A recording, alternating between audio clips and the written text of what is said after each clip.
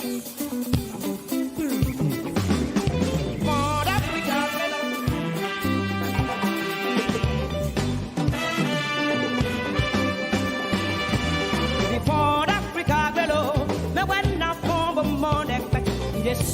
la me wade, me de manali da baby to. For boro nyanya tora we, Africa baby say so we, you know me be nyanya. Mama Africa, oh Mama Africa, Mama Africa, come on, stand up and dance, you come on.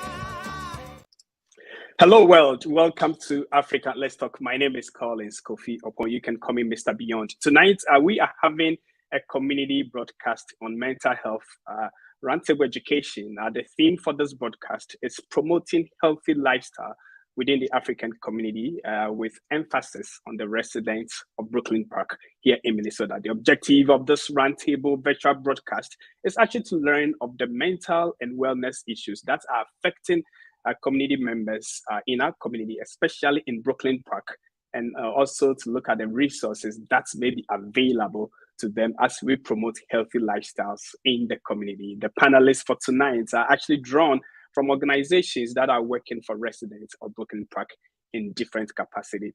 And I have Safia Ahmed. She is the founder of Talucare. I also have Kelsey Omariba. She is a program coordinator for the Minnesota Kenyan International Development Association. And also Emily Mogeni. She is a board member also at the Minnesota Kenyan International Development Association. Also Ned Hurst. He is a licensed independent clinical social worker and licensed alcohol and drug counselor, as well as Harriet Kerubo. She is a consultant at the African Minnesota Women Awareness Group, AMWAC. This roundtable discussion actually is made possible by the kind courtesy of the City of Brooklyn Park's ARPA funding program. In the course of the program, we'll be talking more about this. But in the meantime, let me welcome my guests to the program tonight. Ladies, you are welcome. Hello, can you hear me?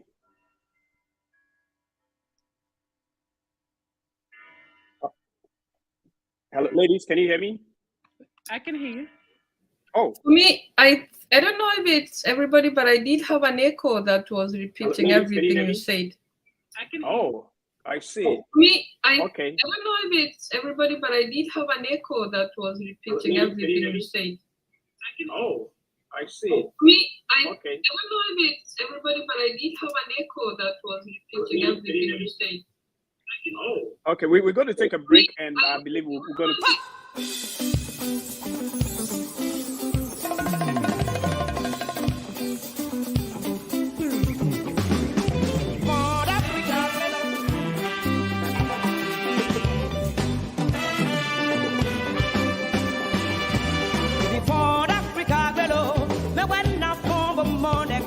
Jesus, la me wade, me de manali da baby to. For boro nyanya tora we, Africa baby say so we, you know me be nyanya. Mama Africa, oh Mama Africa, Mama Africa, come on stand up and dance, you come on.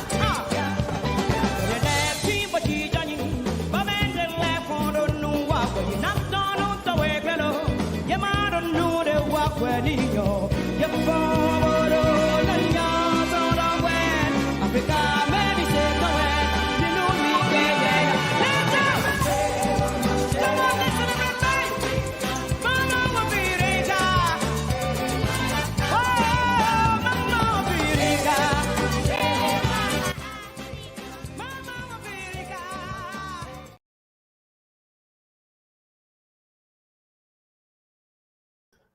All right, welcome back to the program.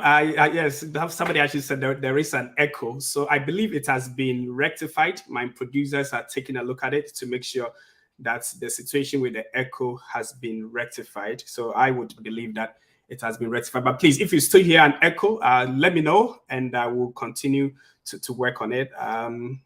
Okay, was there still an echo, or this is better?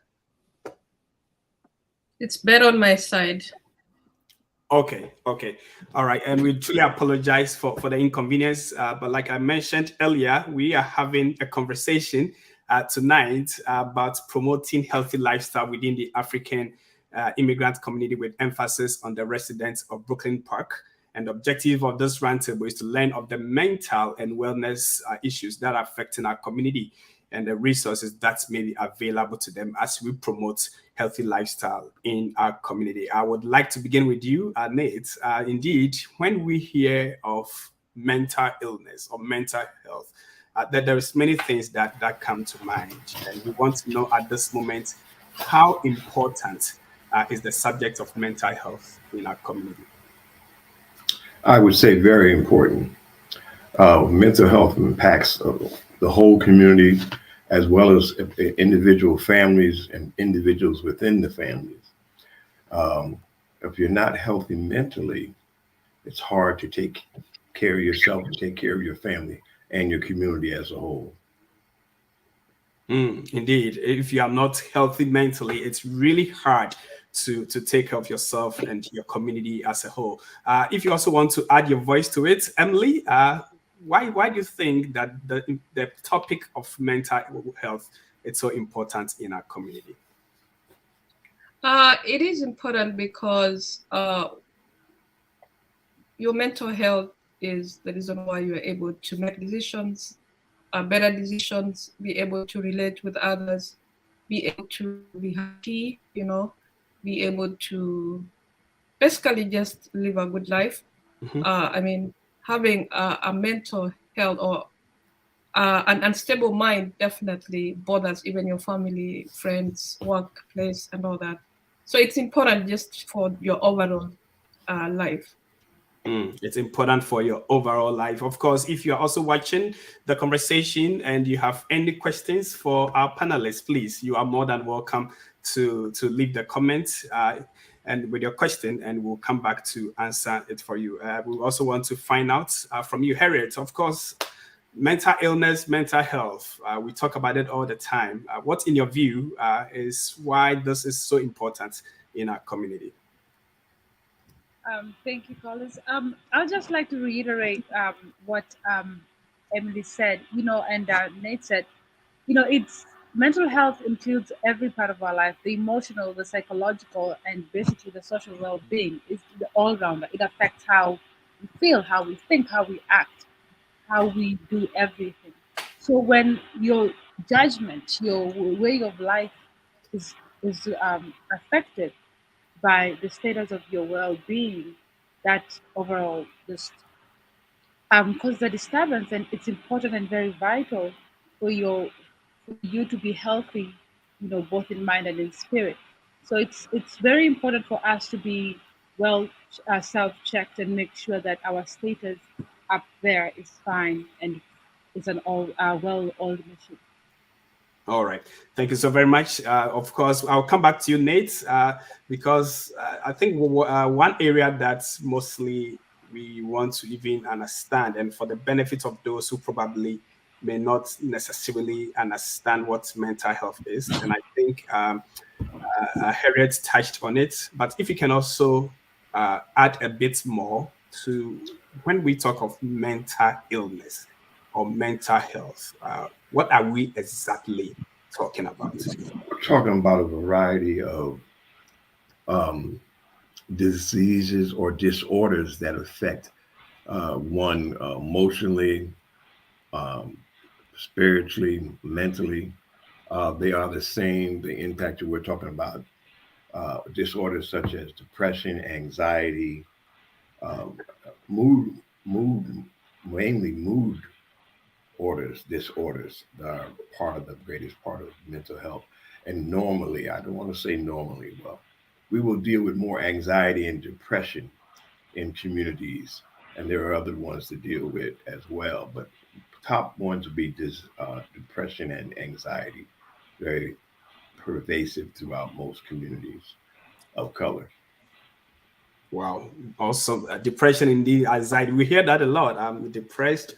I feel anxious and all of that. So I'm happy you are able to bring it up. Of course, when it also comes to education on mental illness, even though it's very crucial in our community, especially residents of Brooklyn Park, sometimes people also shy away from the subject of mental illness. We kind of don't want to talk about it so much. We feel it's kind of damages our self-esteem when we have to be open about it. In your view, how do you assess the situation and what do you make of it? Safia, if you can actually chip in on this one for us. I believe you're on mute. I'm not sure. Yes, sorry about that. So before we actually educate the residents, one of the things that we did is we did community engagement. We knocked on the doors of Huntington Place residents. At the beginning, it was very difficult because once resident hear mental illness, mental health, they usually shy away very much. They don't want to hear it. They say, I'm good, I'm very well, there's no need. The need in the residents is very, you can see, is visible. And so what we have done is we changed the language. We made the language more positive. So we use now mental wellness discussion rather than this is illness, this is very bad. We try to slowly educate the residents the different aspect of mental wellnesses. And that's, just to give them that power that they can have the knowledge within themselves and get assessment if needed be. Wow, that's interesting, and I like the fact that we are actually looking at other creative means and more acceptable means to introduce the topic of mental wellness to our community. Kelsey, is there anything you would like to add, especially with regards to people shying away from the topic? People, it's a very crucial part of our life, but then people not being very much open to learn or get education on it. Yeah, like what Safia said as well. I think there's a stigma behind mental health, especially in the Brooklyn Park community. And so, therefore, they have a negative viewpoint on what mental health is. And so, it's really important that we're meeting the residents where they're at and explaining it to them where it makes sense. Like, sometimes people think that mental health may be like some huge like episode, but it could just be you're really stressed out about work, or your family stressed out about that, or finances, or other things are happening on. So I think it's important that we change the language, and then also just meeting people where they're at and explaining it to them where it makes sense. And also it's important that we have different events as well to be able to educate people. Once again, this is African Let's Talk. We are having this community roundtable discussion, indeed talking about mental health in our community, and whilst we promote wellness and healthy lifestyle within the African community, as and also with emphasis on the residents of Brooklyn Park. My panelists are helping us with this conversation. So please, if you are watching from anywhere, especially in Brooklyn Park, and you have any questions, as this conversation roll up, please do me a favor and leave your question in the comments box, and we'll come back and ask your question. At this point, we also want to talk about some of the typical concerns or reasons why residents may shy away from the issue of mental illness. Nate, I know you have always worked with the people, and now we realize that they are shying away from it, from talking about it or being receptive to it. What are some of the concerns that you have learned from I residents? think the primary concern that most people have is the stigma that comes along when you say mental illness or mental health issues, concerns. Um, I have a saying growing up. Some people in the culture want to be known as crazy, but they don't want to be known as crazy, which means it's a behavioral issue for them, and the stigma not only will look at an individual, it'll look at the family as well, and how someone with mental health issues may impact their family and the functioning within the family.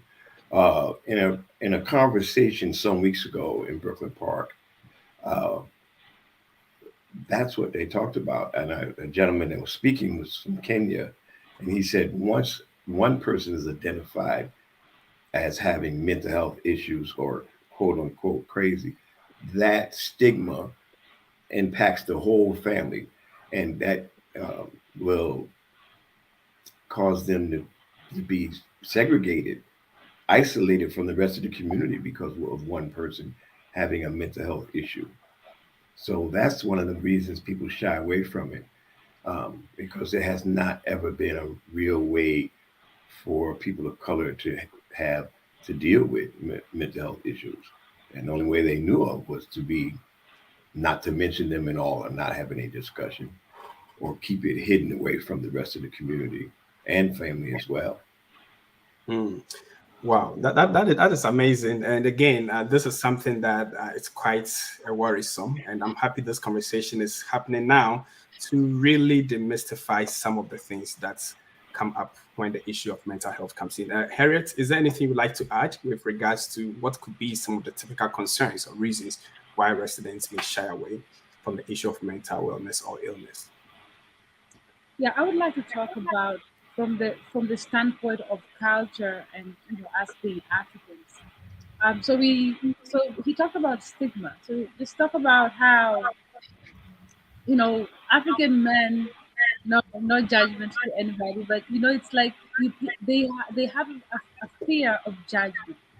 They they want to come out strong. They want to we some of our tribes, the men are not I supposed to think, Harriet, there is an echo on your side. Um, I'm not sure. Are you using two devices? no only. Only one. Okay. All right. Then please go ahead. Hopefully it corrects itself. Yes. So there is a fear of judgment that is culturally based. Um, Men are supposed to be the strong face. They're not supposed to Mhm. show their weakness. So somebody is having depression. Somebody is having some anxiety. You know, um, we have husbands who have tiresome jobs. We are not aware of this of the pressure they get from work, and to make it work and live the American dream, they come home. We have our children. They have us, and they have family back home to take care of, but they don't want to show that they're breaking down from the inside. Mm. So they hide it, and that suppression, in turn, becomes a domino effect when it comes to mental health because everything is contained inside. And the other one also is pride, the pride to admit that I have a problem. I Mm. might have a social stature in the community, and I have a certain part of me. I don't want to show anybody my troubles. When I meet with the ladies, I want to come there looking all good, and I need somebody to talk to. But I'm so prideful that I cannot allow my cracks to show. So you have that. It's unfortunately some of that has to do with culture, our social status, that and we also um, we don't know how to seek help. We're limited in our knowledge and knowing, there's a way I can seek help in this, or we are afraid of what the community will have to say about that, or it might leak out. So and so is having an issue. So you find, because of all that pressure and trying to save face, we end up containing it in one space, and we are exploding it on the inside, and therefore that stigma will continue, because also our children don't want to show their cracks, also our husbands. So it becomes a family thing, a community thing. Mm.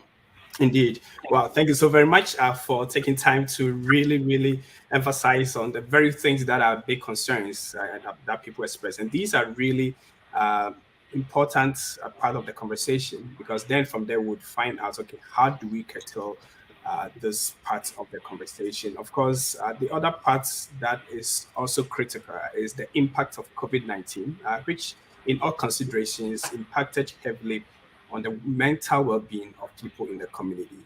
We want to know, in what ways do you believe that COVID-19 has specifically impacted the mental health and emotional well-being of residents in Brooklyn Park? Emily, I know you work a lot with the residents, and during COVID and after COVID, in what ways do you believe it has heavily impacted residents?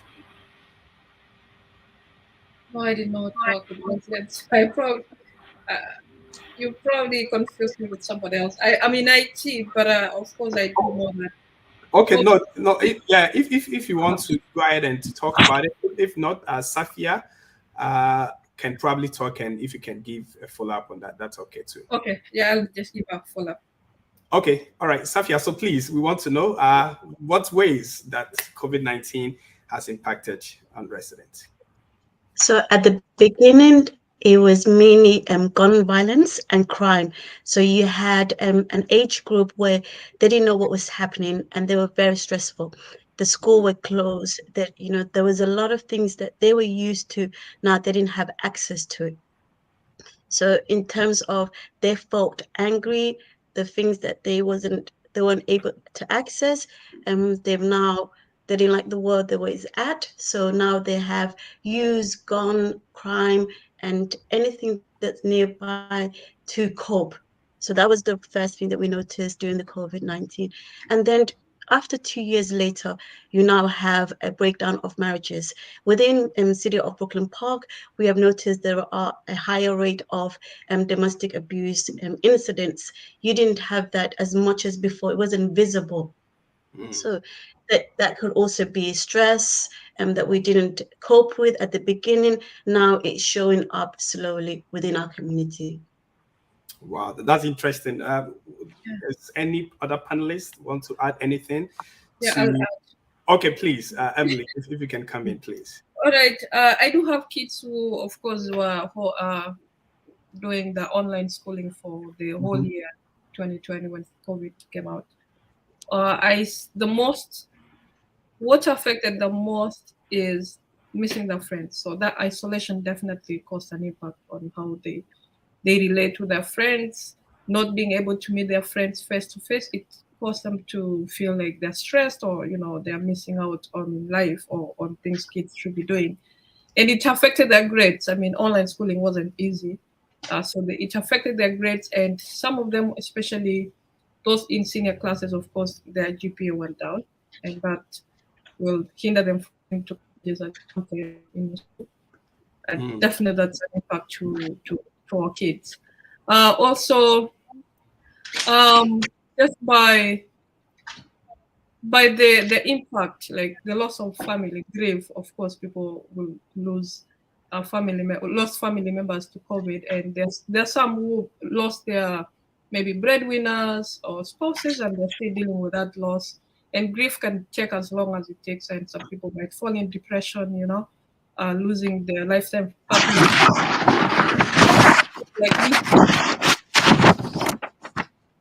There are many people who lost their jobs, and so that impacted their economic stability. And I think those are the three things I can think of that really impacted a lot of people. Wow, thanks so much for your contribution with regards to the specific impact that COVID-19 has had on residents, especially residents of Brooklyn Park.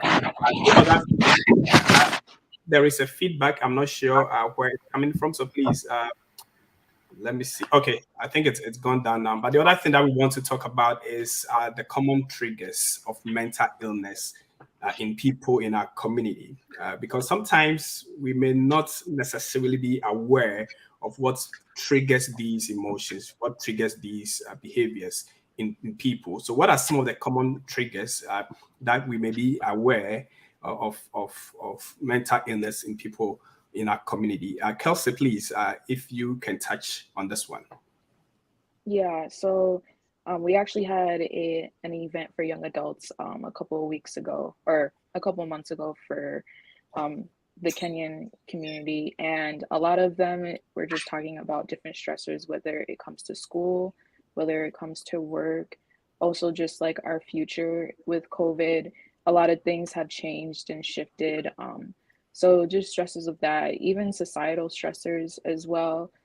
There's just a lot that young people face when it comes to whether they see on social media or their friends, even family pressures as well. And those can be the common types of triggers that you see. Wow, thank you so very much. Would you also like to add to it? Harriet, please, if you'd like to add anything to some of the common triggers of mental illness in people in our community. Sure. There are so many triggers in our community as a whole. We have the external, we have the internal, and the most that come to mind in terms of our society, our culture right now. We have a distance, a barrier between our loved ones. I'm talking about the older folks, and you find that causes anxiety, and they just their surroundings. The fact that nothing around them seems familiar anymore. So it's somebody can be okay. They see something that reminds them of home, or they get a phone call, and that just they become anxious and their mental health is disturbed. Some of us have our parents, and it's about that time they start saying, "Hey, I want to go home," and so it's just it starts affecting them.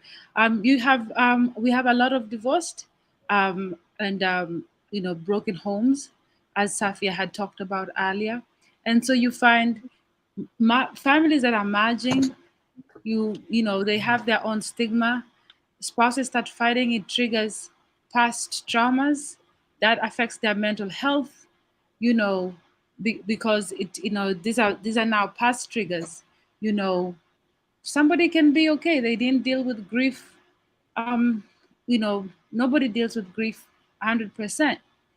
Somebody can just come to somebody's funeral, and that can trigger. You have so many pressures that the world and the society puts on us, and sometimes we can't avoid it, for lack of better words. So you find all these things can trigger your mental health because there's like a PTSD of something. So it's very important for us as a community to be aware of, for some of us parents or spouses, to be aware of things that trigger our mental health status and well-being, or for even our children. I know for sure, for me, there's some music I don't like to listen to because they remind me of a certain era of my life. And as Ned had talked about, it affecting our whole entire sphere of life. It affects how we think, how we behave, how we make decisions. And so it's important for us to keep a healthy balance so that our past lives, our past experiences do not affect. So this can be social, they can be emotional, they can be cultural. Wow, thank you so very much. Once again, this is African Let's Talk. We are having a community broadcast on mental health roundtable education. The theme for this roundtable is promoting healthy lifestyle within the African community, especially with emphasis on the residents of Brooklyn Park. This panel discussion is actually made possible by the kind courtesy of the City of Brooklyn Park's ARPA funding program. And like I said, if you have any questions or suggestions as you are watching, please, you are more than welcome to bring them in. Of course, Ernest Ante says, nice topic. Indeed, it's a nice topic. So we're going to take a quick break, 1 minute break. When we come back, we're going to continue on the second segment of the program to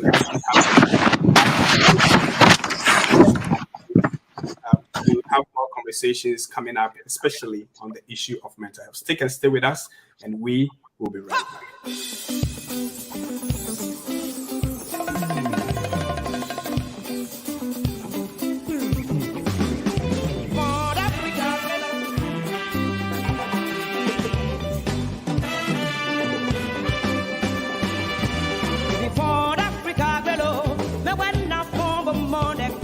Jesús ya la me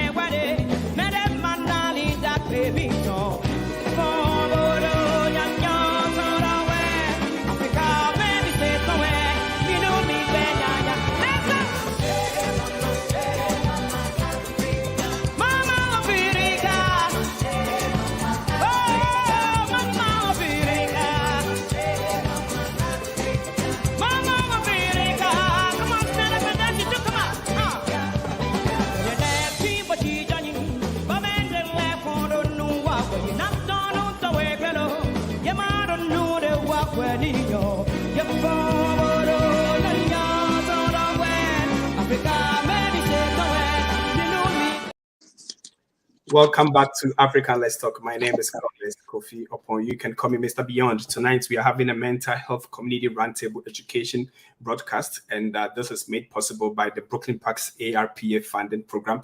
And please, if you have any questions or any experiences to share with us, you are more than welcome to do so. At this moment, we'd like to talk about the typical signs, the symptoms, or of course, the red flags that could be detected with someone who may be going through mental stress or illness. I think many a time we may not know, like it could be your brother, it could be your sister, it could be your daughter, it could be your son. They may be going through something, but we ignore all the signs. And this is the time that I would like to bring you in, Nate. We want to know some of the red flags that we can look out for in somebody who may be going through any mental stress or illness. Well, there's a list of different symptoms and signs, and how they show up in individuals may be different. Feeling sad and down, confused thinking, reduced ability to concentrate, extreme mood changes of highs and lows, definitely isolation, withdrawal from friends and family. You have those who may have detachment from reality, which would be delusions, paranoid, or hallucinations, which are definitely more extreme signs and symptoms. I give you a personal experience. Last year, 5 years ago, my eldest son committed suicide. And the day that he committed suicide, he was talking to me and his brothers. He was laughing and joking. 2 hours later, he had died. Wow. So the sign and symptoms don't always show up like people expect, especially with the sadness or mood changes. I mean, he was happy. He appeared to be happy on the phone, but we don't know what people are thinking. So the normal signs and symptoms are there, and they vary. And individuals and families can be aware. A major change in eating habits, excessive anger or hostility or violence is definitely a signal that something is going on with that person. Wow. You know. Yeah, Nate. A therapist, I met with a young man. They be talking not necessarily about the person you're talking to, but something they said.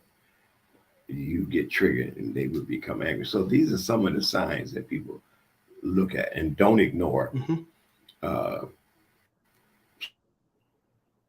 Some people feel depressed or down. All you need to do is get up, and they don't address what might really be happening with them. Wow. Thank you so very much for sharing with us, especially the intimate parts of this experience, which has to do with the loss of your son. And please, we extend to you our condolences, even though 5 years, and of course, it's never going to leave our memories. But this is touching to me because several times, many of the people we are around, especially the outgoing types, it's actually hard to know what exactly is going on with them. Kelsey, what are some of the red flags that you also believe could be detected in somebody who could be going through mental illness? Yeah, Nate actually touched on a lot of them, but some other things would be inability to cope with daily problems or stress, an increased problem with like alcohol or drug abuse as well, even sex drive, that can be a change. He touched on excessive anger, hostility, or violence, withdrawal. Those are most common changes. But like he said, like it shows up differently in different people as well. Another common one would be also feeling tired, sleeping all day, binge eating as well, or not eating as much too. Wow. So it could be anything at all. And we don't need to take any of these things for granted. I'm not sure if any of us also has any contributions to make with regards to the red flags that we could be aware of somebody who could be going through mental illness. Do we have any further contributions? If not, yes, we can actually. Oh, okay. Yes, Safia. Yes. So one of the things that we can also do is really get to know the people around us. And if you know the people around you, if you see a little, sometimes it's just a change of behavior. That behavior could be a sign of a mental illness. So I always suggest that we always take care of each other. And if you just be considerate of the change of behavior. Wow, the change of behavior. So, for example, if I'm the outgoing type and suddenly Mhm, in days I'm kind of quiet and being mhm. preserved or reserved, Correct. Yeah. actually, it's something that could be a red flag. Or it could be the opposite. If it's a quiet type and suddenly they're overly excited, we shouldn't just take it like, oh, maybe they're in good mood.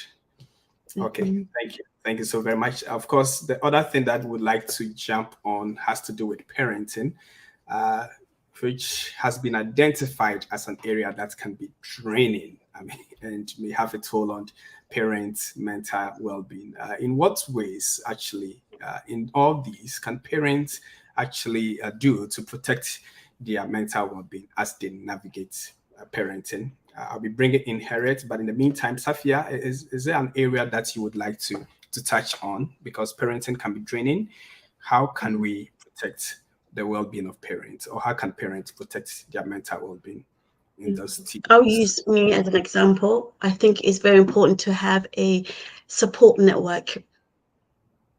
Is when I'm stressed, do I have access to somebody who can help me maybe for 1 hour a day so I can take care of myself and be there for my children?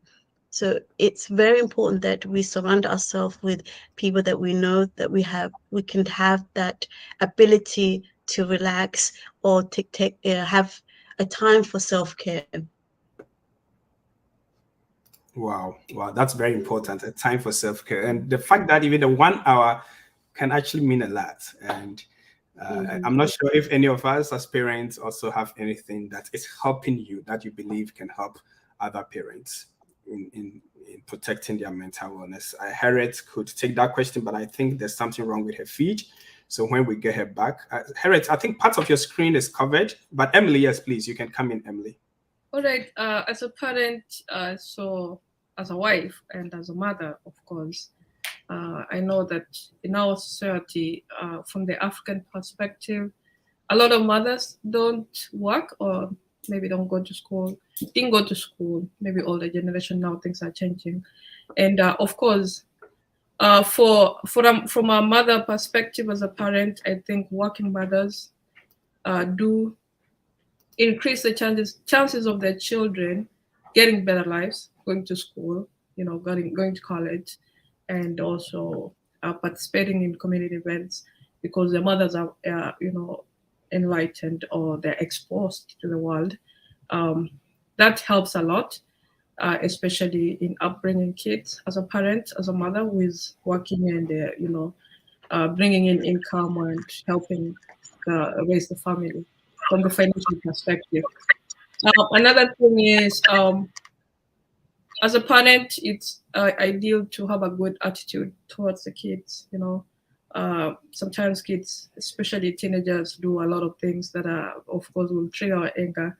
And how we grew up in Africa definitely some of us grew up in homes whereby you're beaten up. If you make a mistake, your father would be like getting a whip and beat you up. That was a form of punishment. But we now in a different culture where we bring our kids in an American culture where spanking is not allowed, or it's not good, or it doesn't really work. I think developing a good relationship with your kids, sitting down, listening to them, listening to their opinions, or if he changes like with it all, sleeping all day, at least talk to them, see what's going on, what they need, and try to understand them and reason like from their perspective. Also maintaining a good relationship with your neighbors, teachers, anybody who is in a support system to your kids as a parent is good. Knowing your kids' performance in school, attending those community events in school, parent teachers meetings, that helps create a good relationship, especially as a parent. And also it helps you learn the problems your kids are going through in school. If they're doing poorly, while you have the assumption that they're doing well, at least you know that something is going on. They're struggling, or they are getting into bad groups, and try to help them. I mean, it's just a matter of being able to communicate and connect with their teachers. I think the last one I'll say is also, as a parent, it's good to maybe get enough sleep, rest, take time off, meditate, be fresh, and sometimes take even a vacation on your own, and try to, deal with your mental or stress issues and get back fresh and be able to help others. Absolutely. Thank you so very much for your contribution with regards to what parents can do to protect their mental wellness. Harriet, is there anything you'd like to add to it? I know Emily and Safia touched on it, but please, if you also have anything, please do touch on it. And if you can unmute. Yes. Okay. I will start by saying there isn't a definite right or wrong way to parent. I have a lot of kids. When I say a lot, I have a lot of kids, and each situation presents different challenges. All my children have different personalities, and sometimes I can't parent them the right way. I have a mama's baby who she's so sensitive. I can't even say nothing. She'll flash her eyes, and I will shy away from this bit. But the most important thing about parenting is our parental style really matters a lot, especially if the fact that we are coming from different cultures. We have parents who are authoritative, and this kind of parents develop, standards, high expectations for their children, and they run that house with an iron fist. And like you can grow up in a house like that, and so the kids come out straight with a solid foundation and all that. And but some of them, some children actually tend to go the opposite side. The more authoritative you are, the more they rebel. And then you have other parents who are more passive. They more permissive. They set low expectation. They're happy go lucky, easy way to go.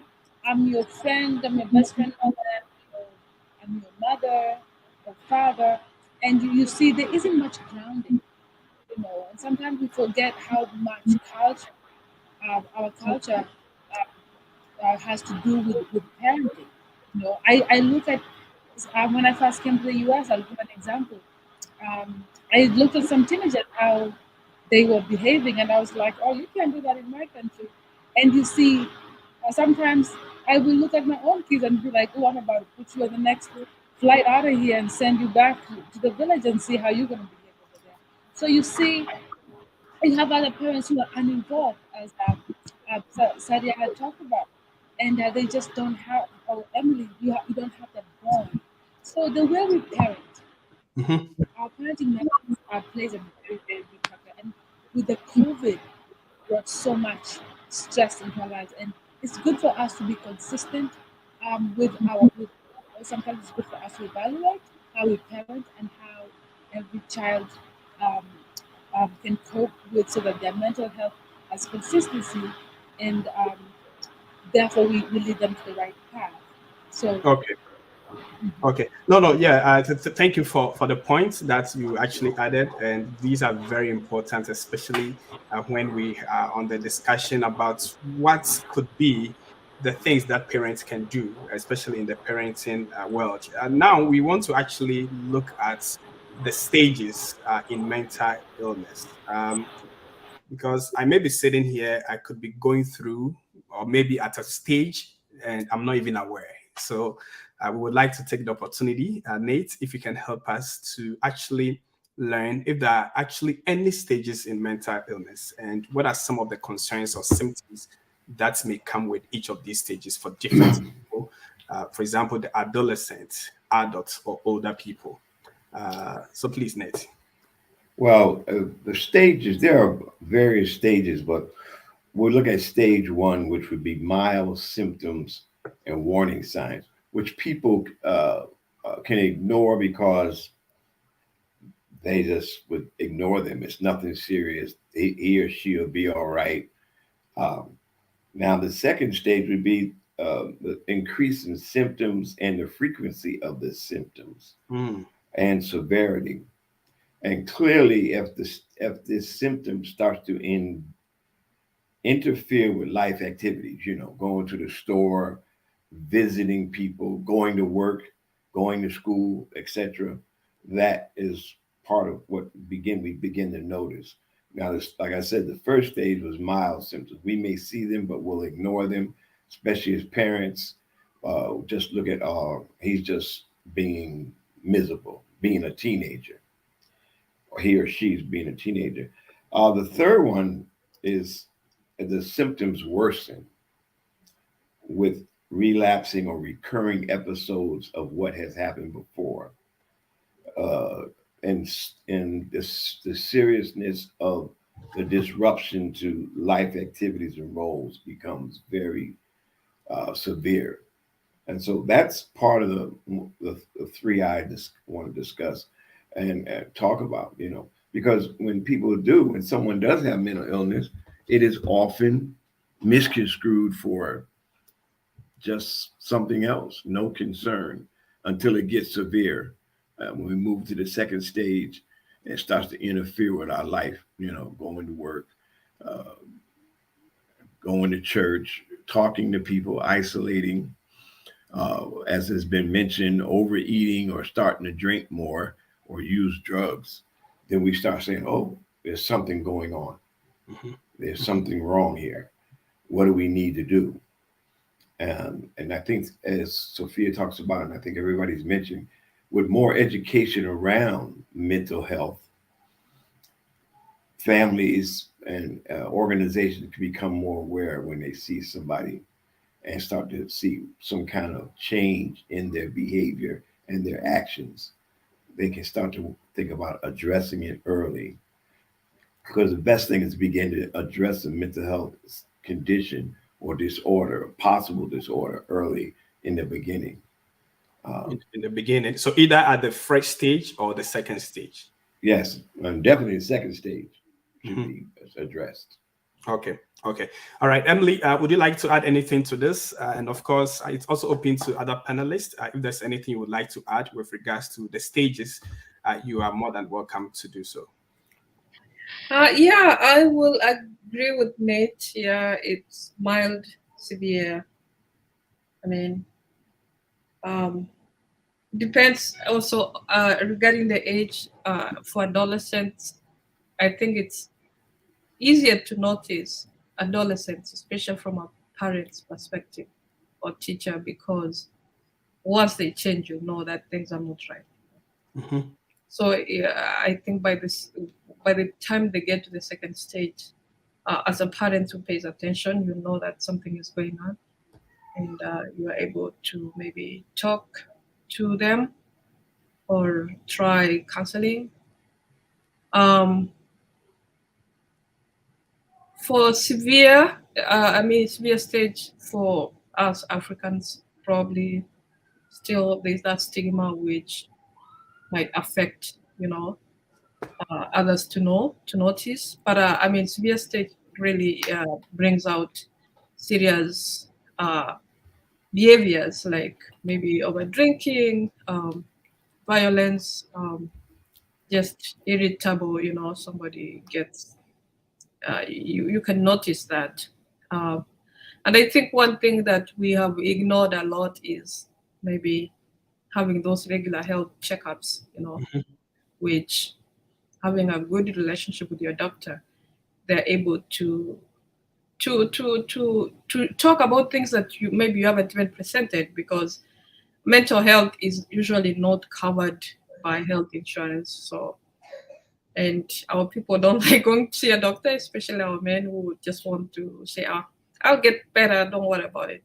But, having exposed to really following up on medical, checkups or procedures or regular checkups can also help a doctor identify that you're going through some situation and maybe refer you to counselor or therapist, something like that. Yeah. Okay. All right. Thank you so very much. As we move on, we'd like to actually now lay emphasis on the youth, and even I would like to bring in Kelsey at this point. Clearly, the youth have often said, especially the ones that do, they feel we do not understand them enough. They feel their parents do not connect with them enough. There's that kind of conflict. So we realize that the youth actually need a lot of help. So we want to know what ways can the youth get help, even when this issue of mental wellness or mental health is being discussed. Because many youth, like I said, believe that their parents do not either listen to them enough or they do not understand them. And that has always been a recipe for tension. So with your interactions with the youth and everything, what do you think can be done for the youth to really safeguard their mental health? Yeah, I would say there's a lot of resources that are available for young people, but also it just starts in the home with like parents and just knowing that creating that space where they can allow their children to be able to express how they're feeling, even though the parents may not understand, because especially if you've immigrated here, the American culture is very different from the culture back home. But with young people, whether it's middle school, high school, college students, young adults, there's a lot of resources that are out there. Going to therapy, even though I know that can be an expensive thing, but there are a lot that is available that is free. And then also just being in community, I think, is one of the biggest things as well. Just being able to surround yourself with other people who are like-minded as you and be able to create that space where we can uplift one another and be able to share that when we're going through things, and just being an ally to one another in that support system. Wow. Thank you so very much for your contribution with regards to what could be available, what support system that we can have for the youth. Emily, do you have any addition to make to this? Yeah, so as part of Mukida, as Kelsey said, we have youth programs or initiatives whereby we bring the youth together, any age, and divide them into different age groups, and have them socialize, get to know each other. Also, we give them a questionnaire to answer a few questions, and mostly it's about mental health or challenges they face as a second generation of Kenyans, or mostly Kenyans anyway. Mukida is a Kenyan group. So we do have that questionnaire, which helps us understand what these kids are going through, or what they want to be addressed, or what they expect from us as parents. And we did have a few, I think 1 or 2 programs last year, which was very good. It was a very good turnout, which came out as we didn't expect them to show up. We had food, we had music. They showed up and they did discuss a lot about mental issues and challenges, especially with culture difference. Going forward, of course, as a board, we are going to do more on mental health, hold more events in churches, in community places, and also partner with other groups, see how we can help our youth. So yeah, that's something definitely we are considering and putting ahead of everything. Mental health is becoming a challenge for a lot of our people, and it's high time we address it now, especially for our kids who are growing up. We want them to be able to express themselves and their challenges and their problems emotionally, psychologically, socially, being able to express who they are. Yeah. Okay. All right. Thank you so very much. Once again, this is African Let's Talk. We're having a mental health community roundtable education, a broadcast, and this is made possible by the City of Brooklyn Park's ARPA funding program. And we are having this conversation to help ourselves to understand the needs of mental health wellness in our community, and of course the resources that's also available to help as we go along with this particular subject. Anna says, great discussion. Thank you so very much for chipping in with your comments. Of course, the issue or the subject of therapy has often been taken for granted, or better still misconstrued, especially for people who believe that I am strong enough to handle my own affairs. We want some education on this. I mean, until recently, when I decided to even meditate, and so just for 30 seconds, I was like, wow, just sitting by myself, no phone, early morning, just taking in the moment. I realized that it was a lot different. And this is something that I've heard time and again about meditation and never paid attention to it. So I can understand why people are not paying attention to therapy, thinking that it's for people who cannot or are not strong enough to handle their own affairs. Please, Nate, if you can help educate us on what therapy is and why is it so important? Well, it is important. It's very important. But I've taken this stand that one of the things in the stigma of mental health and therapy is that when it comes to people of color, most people don't look like us who we go to talk to. So that creates this wall automatically. You can't do anything for me. And I don't mind being personal. First time I went to therapy, somebody recommended. And I said, of course, I responded normally. I don't need that. I don't, yeah. But when I did go, I was complaining about somebody else who became my first wife. But I found out more about myself when I went to therapy. And it was a great experience for me at that time. But most of the time, it's another stigma. I mean, to be very honest, Sigmund Freud wasn't thinking about nobody black, no Africans when he created this model. We weren't in the picture. So what I do, I have people who refer people. I said, don't tell them they're talking to a therapist. Say, I got somebody I want you to talk to. And it lessens the fear or hesitation that they might say something that's going to get them in trouble. Mm-hmm. And I think that's one of the biggest fears in therapy. Will I say something that'll cause somebody to be in my house, come to school? That's a big fear because normally the people that are therapists historically do not look like us. So that's where I am with this. And there are people of color. I just saw a young man today who was Egyptian and Muslim, and he looked for one, a male, and he looked for one of color. Mm. And before I came onto this, I just met with him, had a session with him. So there are those who are looking for that, specifically to see somebody who looks like them and understand where they are and are willing to listen. Wow, and willing to listen. Harriet, do you have anything to add to the issue of therapy and how important it is, especially when it comes to the conversation about mental health? Oh, sorry, I think I had you on mute because there was some feedback from your side, but let's see how it has gone.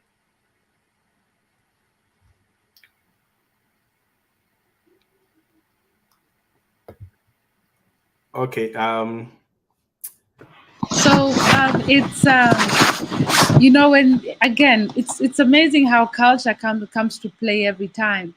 Can you imagine just as an African parent, you've gone to therapy and you're sitting there and you've chosen the farthest therapist outside of your town, actually another town, and you go and you're sitting there and you see somebody that's when you start wishing that the world would open up and swallow you right there because you want to be invisible. It comes with a cultural stigma, of a hiding and of hiding our problems. And there are many types of therapy. Sometimes they can be physical exercise and is a way of therapy. Sometimes a family intervention can be a form of therapy. Just doing something out of your norm. Actually, in our children's, get them out, get them to do something different, get the adrenaline going, explore different things, go on a trip, family vacation. It's just get out of your comfort zone.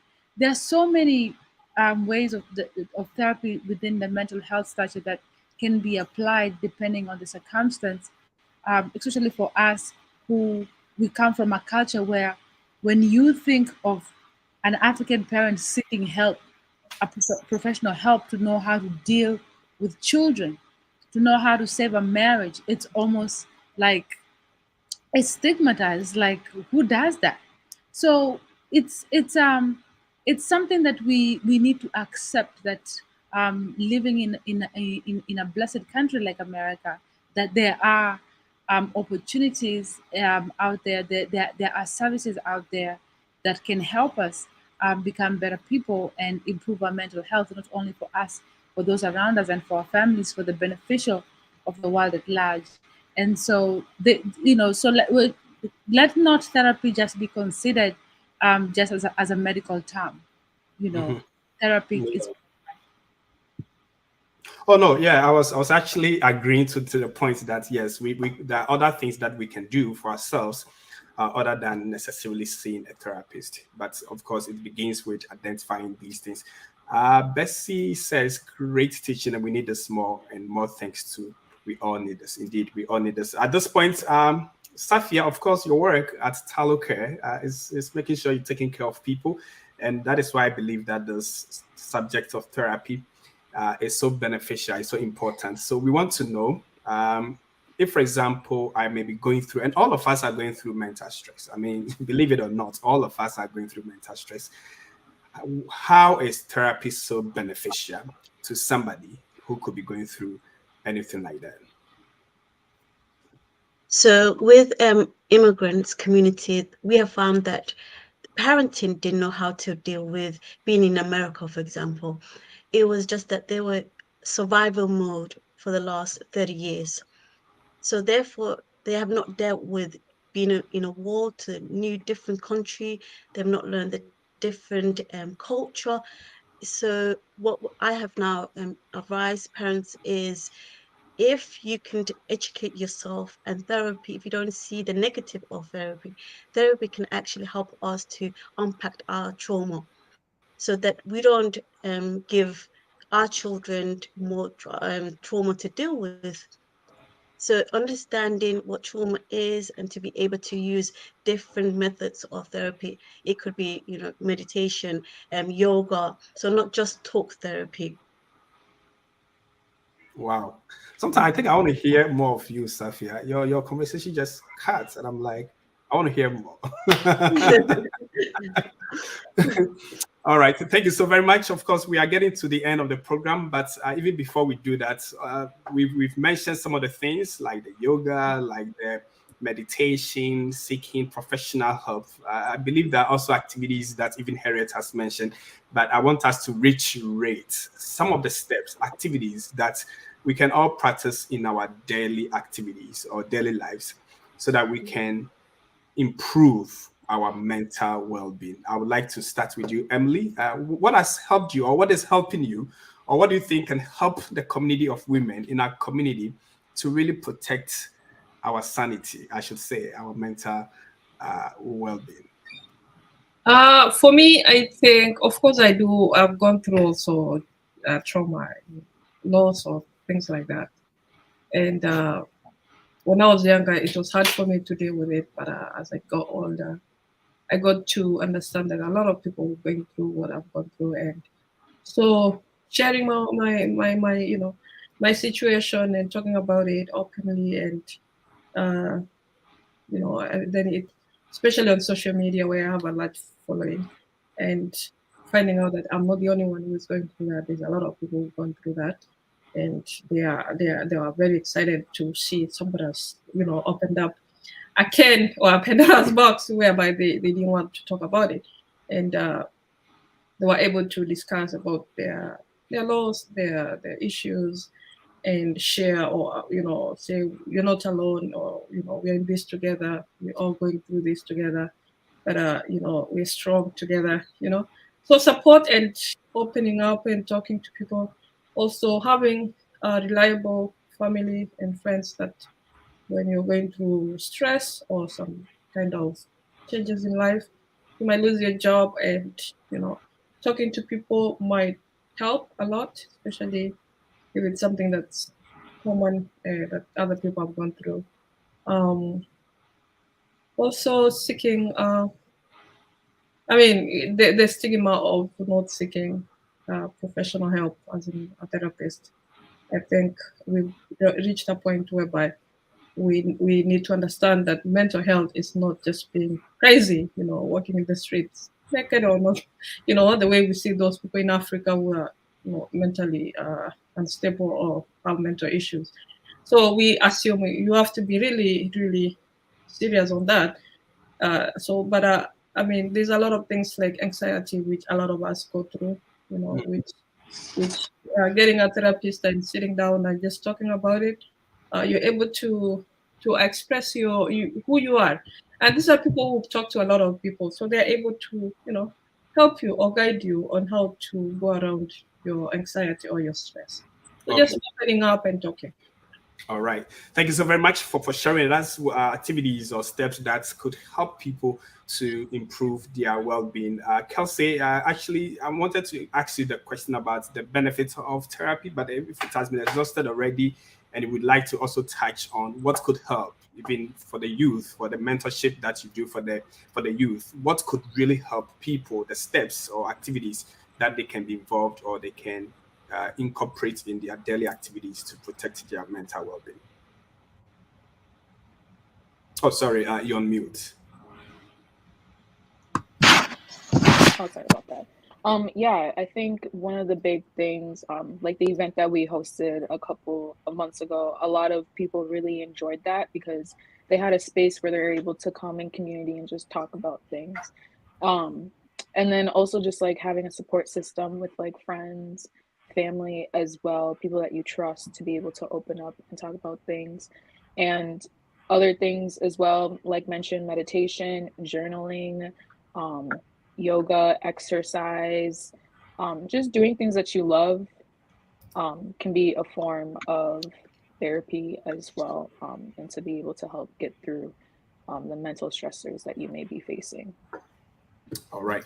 Thank you so very much. At this point, Nate, of course, I know there could also be other things that can help people.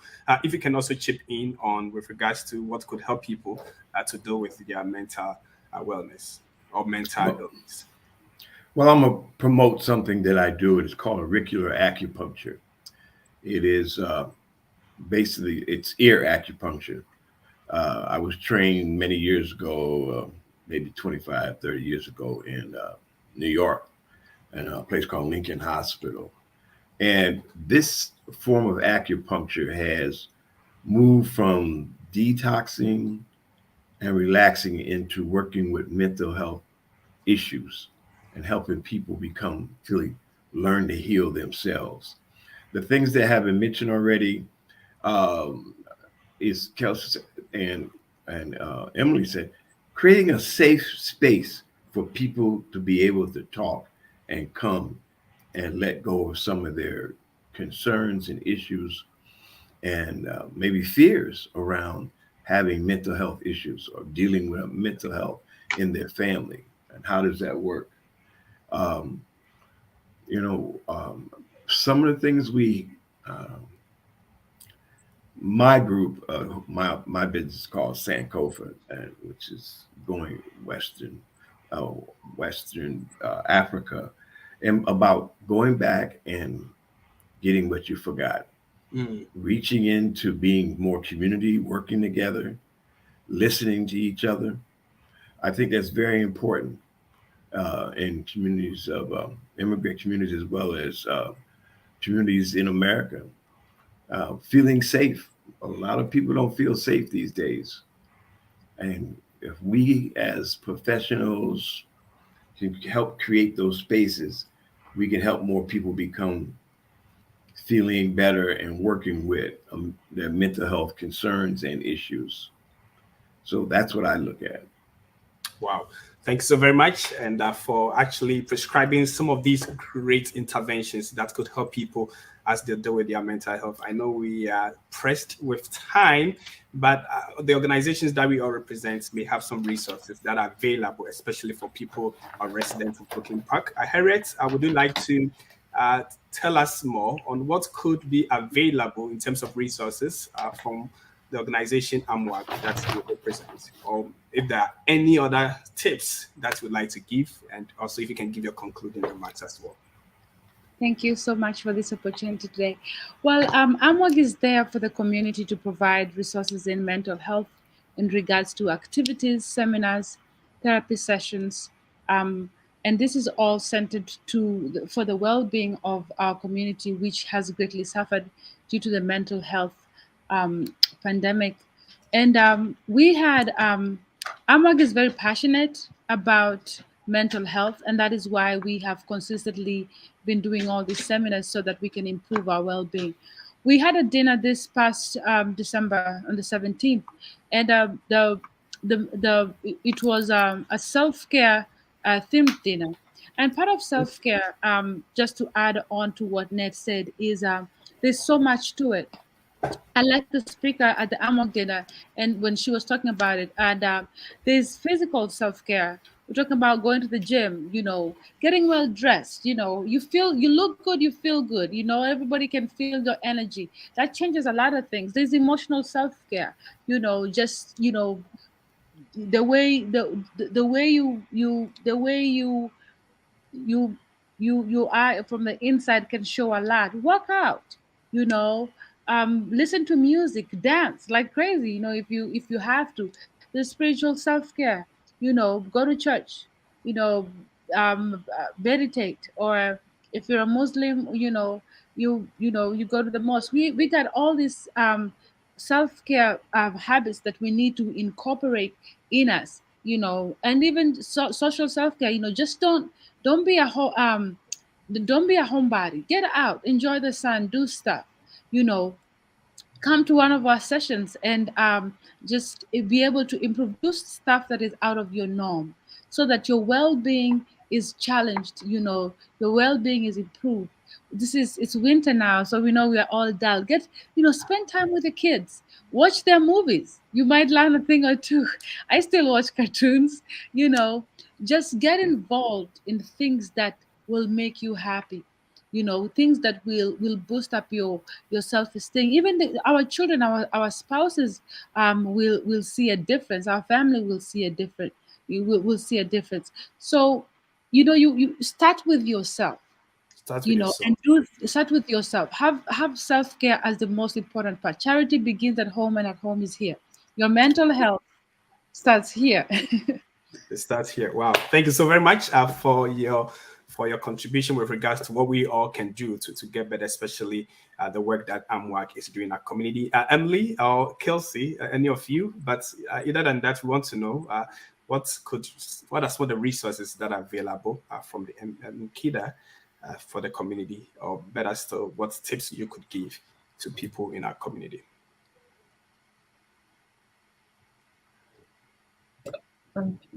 Okay, so from KIDA, of course, we do have other initiatives that we do as a group. Part of it is focusing on mental health among Kenyans here in Minnesota. I think I only joined KIDA last year, mate, so I don't know what they've been doing before, but since I joined Going Forward, mental health has been one of the biggest initiatives that we're focusing on. And this is because, especially in Brooklyn Park, we've had a few cases of Kenyan, kids committing suicide, things like that. So we put it as a priority to reach out to people. And what we're doing is providing resources for mental health issues, connecting those affected to help, those who can help them, therapy, counseling, things like that. And also we are going to hold more events this year, the next 6 months, in association with the city of Brooklyn Park. And mental health is one of the focus that we want to focus on, and just let people come in, get a safe space to talk about their challenges, and see if that helps them. Okay.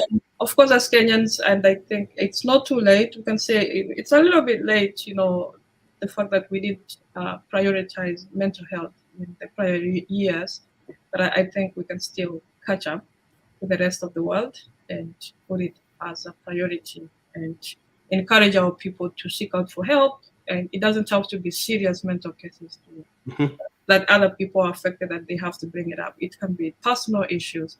Yes. We have kids who are joining the army, they are going to go through all those events of seeing people being killed and coming home and, sulking, not sharing with anybody because nobody really understands this from our culture perspective. So it's something that we want to encourage people to be opening up and talk about it. Yeah. Okay. All right. Thank you so very much. Kelsey, is there any, of course, it can be your concluding remarks, especially with the work on the youth as well, and anything that you would like to share with us and resources that could be available as well. Yeah, Emily touched on actually a lot. I know, Makita, our big overall theme is touching on mental health and wellness and well-being. So just going into the new year, just focusing on events that talk on mental health, also just being able to do things to help improve our mental health, whether that's hosting events where we are able to come and paint and just have discussions or do physical activities as well, to help improve our mental health and to be able to learn more about it and how to be able to help ourselves. I know that there is a pamphlet that we have with a bunch of available resources within the Minnesota Brooklyn Park area as well. Different numbers that you can call if you're struggling with mental health, and then also therapy and counseling as well. All right, thank you so very much, Kelsey. Safia, also, is there any, of course, I know your work in the Brooklyn Park has been very intensive, but we want to know what could be a lineup of things that people can take advantage of, especially when it comes to mental health education. So And this can also year give we us your are concluding remarks as well. okay. One of the tips that I also wanted to give is that within the immigrant community, we tend to deal with crisis rather prevention. So this year we'll be looking at more prevention, healing, trauma healing classes in the next 6 months. So we'll be working with different organizations, Brooklyn Park Police Department, to provide physical activities and incorporate with trauma healing. Okay. All right. Thank you so very much, Nate. Can we hear your concluding remarks? We want to feel healthy. We want our mental health to be in top shape. We don't want to shy away no more. I mean, I feel now everybody is talking about it. Yeah, and I'm happy that celebrities and people in our community are talking about it. At times I don't feel well. At times I feel I'm kind of losing it. And I think it's a normal thing because of all the things that we go through. So please, if you can give out your concluding remarks about this very important conversation to give confidence to people that, yes, this is something that affects you and it's okay not to be okay. And what could be done when we need the help. Well, I like the idea that I'm hearing from more people in Brooklyn Park, and that the working together as different organizations working together and reaching out to the community is very important. I work with Sophia. I come in and do groups. I'll do individuals. I have several curriculums that I work with that are really focused on trauma, and one resolving and embracing their pain and moving forward. So you'll see me working with Sophia, and what she's talking about is more prevention uh, and more intervention and changing how people perceive mental health issues and seeking help to deal with them. Wow, thank you so very much, my dear panelists, for helping us to digest into this conversation about mental health as we promote healthy lifestyles among the residents of Brooklyn Park, and especially in the African immigrant community. I cannot thank you enough for your time. Truly appreciate your time.